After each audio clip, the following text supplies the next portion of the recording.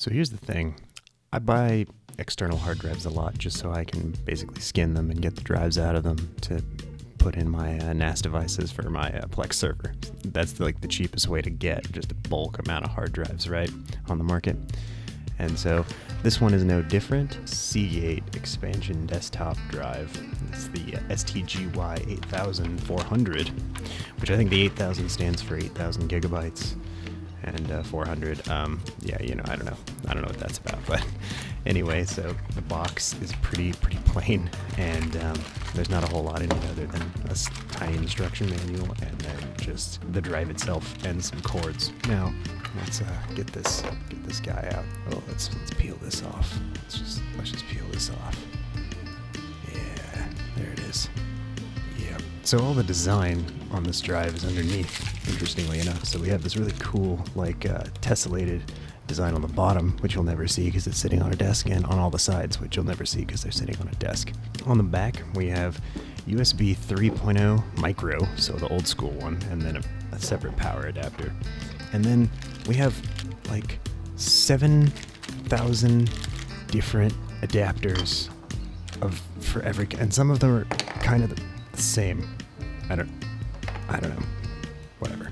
Anyway, so we have the actual power adapter, which is a little bit sort of wonky. I struggled with this for a second. You have to sort of pop the plug there. You have to pop the plug there in the middle. Don't know. Right. But the power adapter is super generic, super huge. You know, it's gonna work, I guess, but it's nothing in any way incredible. Otherwise, the drive looks good. You can see my face. It's very mirrored, and you get your standard USB 3.0 micro, not USB-C. So if you're looking for that, you know. That being said, this drive is like $130 on Amazon. So you get what you get, right? So after that, let's take a look at like the raw space. Raw space, this drive after formatting is 7.27 terabytes, somewhere in that range. I think the main thing holding this drive back in general, not that you may care, you might be using this as a backup drive or something, the speeds are not super awesome. I mean, if we look at a queue depth of 32 with one thread in Crystal Disk Mark, you can kind of get a representation of almost what, you know, this mechanical drive might be capable of in the read category, but the write category is really bad.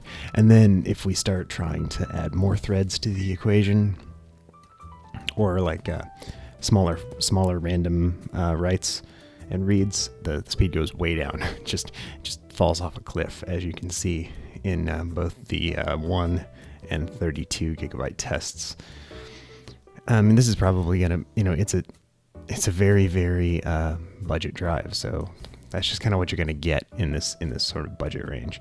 That being said, though, it's 8 terabytes, so you know, if you want to use this as a backup drive, or you want to use it for you know, holding some stuff that you don't need to access that frequently, probably good.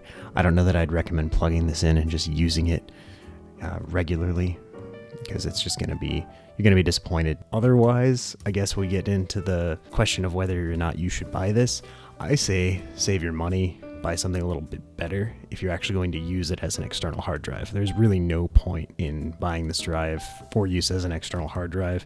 If you're like me and you want to harvest the drive itself, you know, specifically so that you can use it in another application and basically ditch the controller and ditch the USB to SATA adapter that's really slow in this model, at least from my impression, then yeah, go to do that. That's a great way to get an 8 terabyte drive for cheap. So, I mean, that's about it for this video. If you have any questions or comments, leave those below, and thanks for watching.